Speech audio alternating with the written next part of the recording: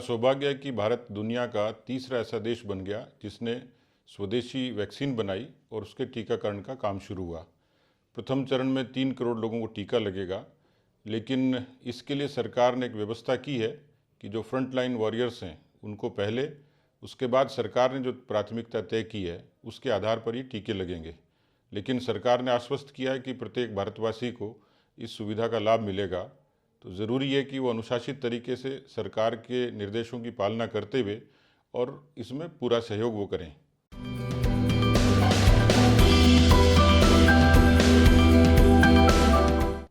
देखिए,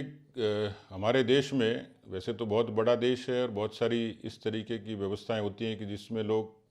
प्राथमिकता से पहले अपनी बारी का कोशिश करते हैं,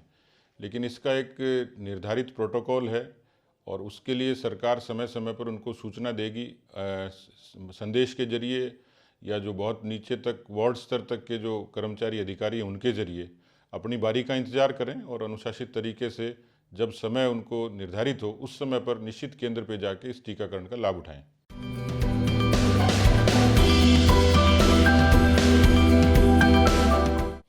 देखिए, नई चीज़ या नवाचार कोई होता है तो कुछ भ्रांति होती है, उसके बारे में कुछ इस तरीके की आशंकाएं होती हैं, लेकिन अब ये स्थापित हो गया कि टीका सुरक्षित है और कोरोना से संक्रमण से बचाव का एक प्रतिरक्षा का बेहतर उपाय है। इसलिए किसी किस्म की भ्रांति की आवश्यकता नहीं है। उस टीके को लगाने के लिए अभी जो जितने लोगों ने लगाया है और उसके बाद जो इफ़ेक्ट हैं, तो किसी किस्म की इसमें कोई कमी नज़र नहीं आई है।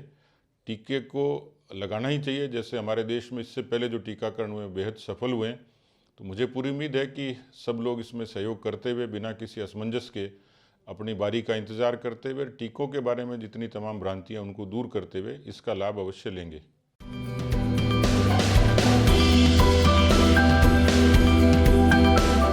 देखिए, क्योंकि वैश्विक महामारी थी, बताया जाता है कि 100 वर्षों में इस किस्म की महामारी आती है और बड़ी चुनौती थी विश्व के सामने, देश के सामने भी।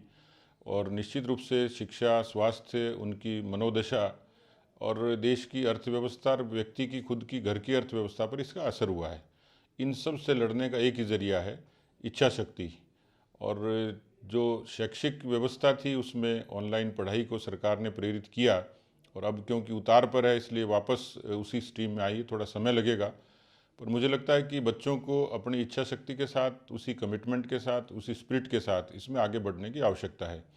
जहाँ तक इसके कोविड के कारण कुछ आफ्टर इफ़ेक्ट्स थे जिसके कारण जीवन प्रभावित हुआ है, लेकिन एक नियमित और संतुलित दिनचर्या, उसके साथ साथ कोरोना के दुष्प्रभावों से बचने के जो कारक हैं उनका अभी भी मास्क का इस्तेमाल, सोशल डिस्टेंसिंग और किसी भी संक्रमण की स्थिति में डॉक्टर से सलाह, ये तमाम उपाय जिसकी आवश्यकता है।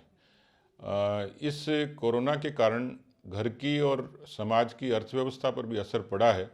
उसको उबरने में समय लगेगा, लेकिन मुझे लगता है कि भारत में वो चुनौतियों से लड़ने की सक्षमता भारत के व्यक्ति में भी है, अपने पैरों पर भी खड़ा। हमने देखा कि कितने बड़े समूह श्रमिकों के जो रोज़मर्रा कमा कर खाते थे, उन्होंने भी इस व्यवस्था का मुकाबला किया है। तो लोगों को अपने काम पर लौटने से लेके और जो रोज़मर्रा की उनकी मजदूरी है उसमें समय लगा, लेकिन मुझे लगता है धीरे धीरे वो सारी चीज़ें पटरी पर आई हैं। तो इन तमाम बातों से लड़ने के लिए जो एक कारगर उपाय है कि धैर्य के साथ, संयम के साथ, इच्छा शक्ति के साथ और समर्पण के साथ, चाहे शिक्षा में, चाहे स्वास्थ्य के तौर पर, चाहे अर्थव्यवस्था के तौर पर काम करेंगे तो शायद हम लोग जल्दी रिकवर हो पाएंगे।